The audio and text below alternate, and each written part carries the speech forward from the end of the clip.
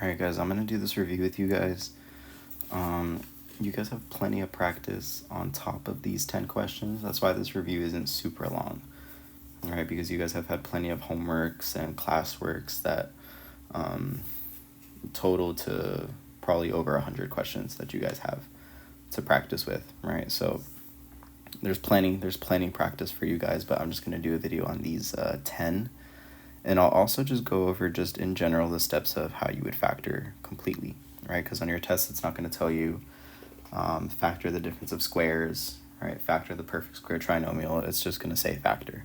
And then you yourself need to know how to factor. All right, so to make factoring a bit easier, well, not a bit easier, but just to have a place to summarize all of your different cases, I make this table. Right, I've done this before in class. That looks something like this, right, specifically for this class. At the very top, you always want to take out a GCF if you have one. Right, always check if you have a greatest common factor. All right, now if I have two terms, that's going to be a difference of squares. Well, it's not always going to be, but check if you have a difference of squares. Right, so something like a squared minus b squared, right? The formula for that is going to be a plus b, a minus b, right? Follows that pattern. All right, then when you have three terms, there's a couple different cases that you might see.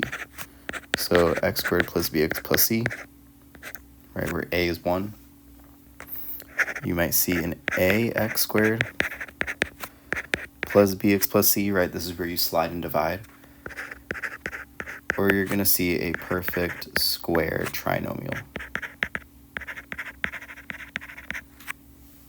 All right, and the perfect square trinomial, if we remember, follows these patterns, right? So if I have an a squared plus 2ab plus b squared, then that's going to be an a plus b squared.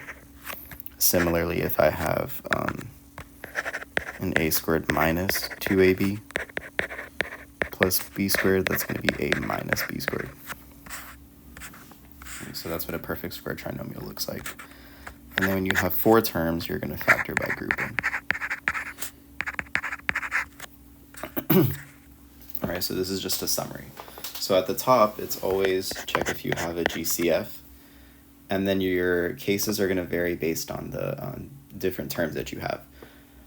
A lot of what you're going to see is going to have three terms, right? But I also want to throw in some special cases as well. So you're definitely going to see a difference of squares, some grouping with 2 and 4 terms, and then you might see a special case with the perfect square trinomial. All right, so let's just work on these problems. Now the first one, as always, you want to check if there's a GCF. All right, no GCF here. This looks just like a normal problem, so you don't really need to do much here other than see what multiplies to -7 and adds to -6. All right, and that's going to be a -7 and a +1. Because our first term is 1a squared, it's going to be a -7, a plus 1. All right, and that's all you have to do there. Nothing special about that. All right. Number 2. All right, so 24. Factors of 24 that add to 11. Right, there's no GCF here, right, between m squared, 11m, and 24. Nothing that they share in common. So I can just find factors of the last that add to the middle. All right, so factors of 24 that add to 11 are going to be a 3 and an 8. All right, if you didn't recognize that, right, in class, a lot of you maybe said 6 and 4, 2 and 12. It's good to know all the factors and test all of them out to see if they work, right? But if you do, you're going to see that 3 plus 8 does get you 11. Right, so then in this case, it would be an m plus 3 and an m plus 8. All right. And now the next one, same thing, no GCF here, so you're checking for factors of 72 that add to 17. So factors of 72 that add to 17, this could be 9 and an 8. All right, so then this is going to become a g plus 9. G plus 8. All right, and that's all you have to do for that one.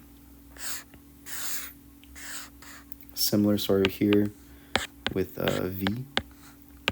All right, so v squared plus 11v plus 18. All right, so we want factors of 18 that add to 11. All right, and this is going to be a 9 and a 2. All right, so we're going to have a v plus 9, v plus 2.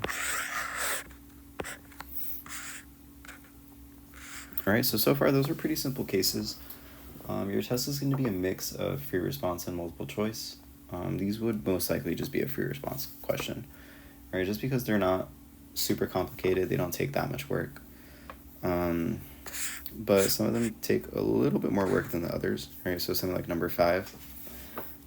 Number 5, you first want to check, as always, if there's a GCF.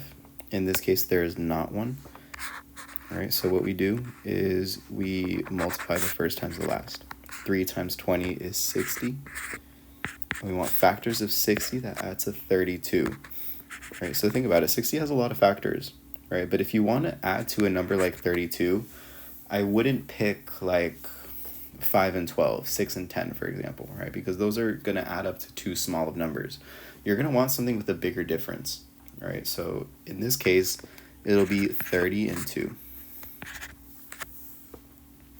All right, so 30 and 2 are going to combine. When you add them, they get you 32. All right, so this is going to get you an h plus 30 and an h plus 2. And then you can divide everything by that first number. All right, so divide everything by 3. All right, if it simplifies, simplify it. All right, h plus 10, h plus 2 over 3 doesn't simplify, so you slide that 3 out front. So you get a 3h plus 2. So let me get something that looks like that. All right. Let's try something similar with this one. So there's no GCF between 12, 16, and 3. So we multiply. First times last. 12 times negative 3 is negative 36.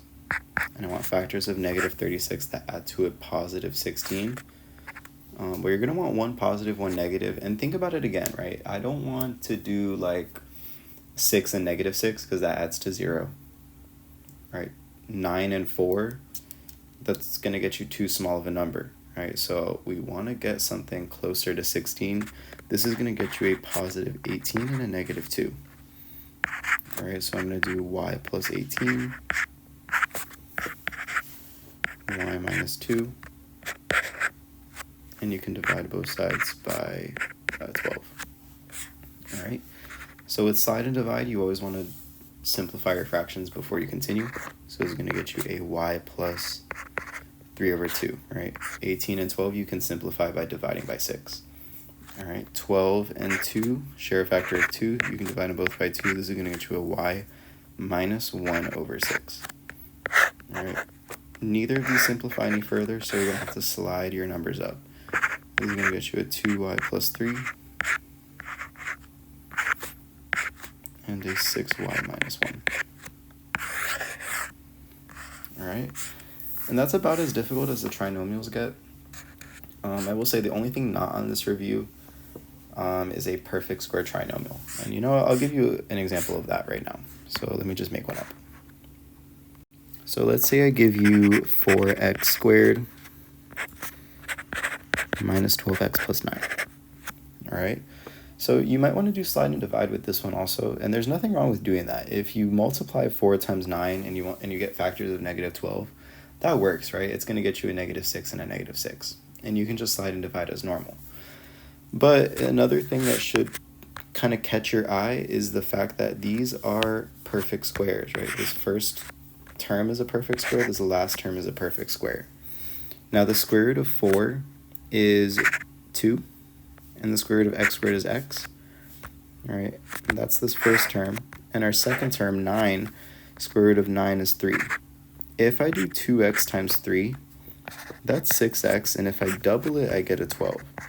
All right, so remember, our perfect square trinomial pattern is square root of the first, square root of the last, multiply them, and then you double them to get your middle term. And so our middle term is 12x, which is double the first times the last, or square root of the first times square root of the last. And there's a minus in front, so this is just going to become a 2x minus 3 squared. All right, if you weren't comfortable with that, you can just do slide and divide as normal, right? There's nothing wrong with doing that. But if you recognize that it's a perfect square trinomial, that might get you, that might save you a little bit of time. All right, so let's keep going. If you look at number 7, right, this is a little bit different, right? First, there's no GCF, so no common factor that I could take out. But it is a difference, right? I see a minus of perfect squares, right? If I square root the first and square root the second, these do get you perfect roots, right? So this is going to get you a p plus 10 and a p minus 10, right? That's just the pattern for a perfect, a difference of perfect squares, right? So if you notice two squares with the minus in front, one gets a plus, one gets a minus, and then the square root of both of them. All right. And then, right, similar story with the next one, number 8. There's no GCF, but what should catch your eye is that these are both perfect squares, and there's a minus between. Square root of 81x squared is going to be a 9x. Square root of 1 is 1. 1 gets a plus, 1 gets a minus. And that's our difference of perfect squares. Let's circle that as well. All right. And then lastly, when you have 4 terms, right, so number 9 and number 10, if you have 4 terms, you want to try to factor it by grouping. All right, so group the first 2 and group the second 2. From the first group, you can take out a GCF of 2k squared. All right, so I can divide everything by 2k squared. And then once you do that, you end up with a 3k minus 1. Right? If it fully divides itself, then it becomes a 1. All right, let's do the same thing with the next one. 15k and 5, you can take out at most a 5. All right, so plus 5, and then if you take out a 5 from everything, divide everything by 5, we end up with a 3k minus 1. All right, so this is part of it, and now the GCFs that you took out, this 2k squared and the 5, are going to become their own group. And then in the other group is going to be the 2 GCFs that the 2 groups, the 2 little parentheses that you were left with after you took out your GCF. So this is going to become a 3k minus 1.